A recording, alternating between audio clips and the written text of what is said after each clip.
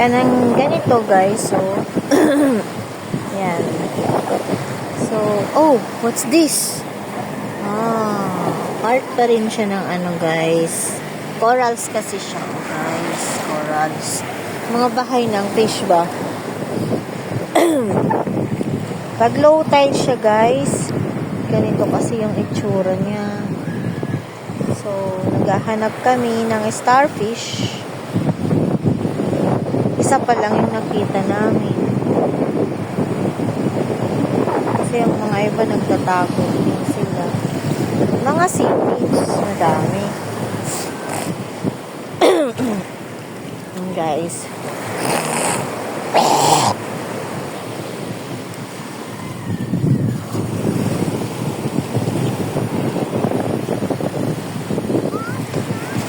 Napaka-healthy ng dagat na ito, guys.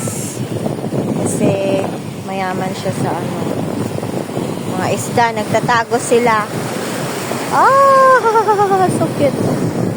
Even though it covers with the waves of the oceans, but hindi siya malalim guys kasi nga nandito yung corals na hindi pantay-pantay siya.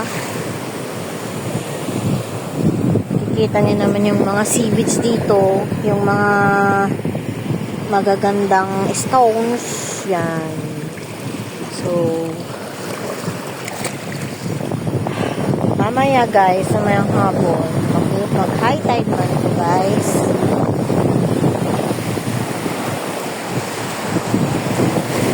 Oh! Wah! Wah! Wah!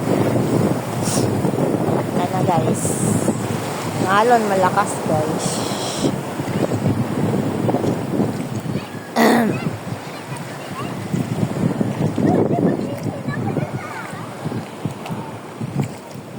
Yan. Yeah.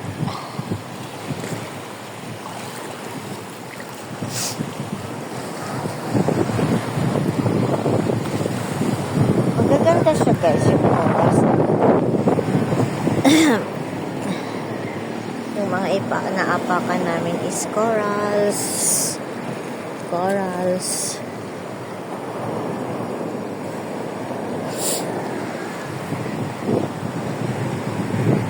Sa mga gilid-gilid may bahay.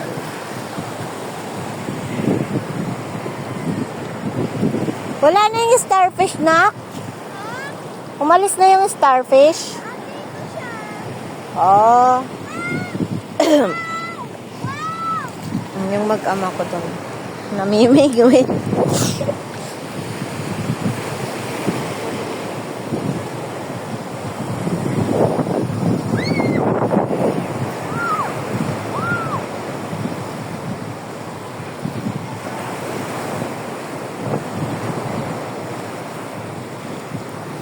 Even kasi yung mga ano corals kaya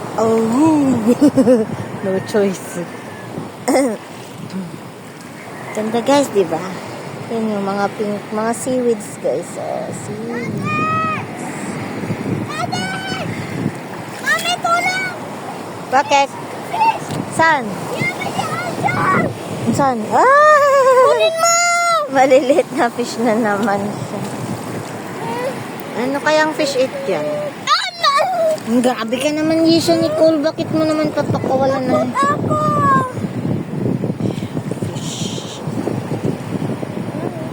May best friend kami yan. Best friend kami, mami.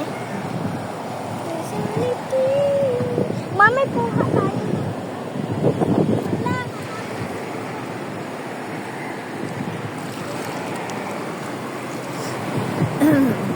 Mami, asan na yung starfish?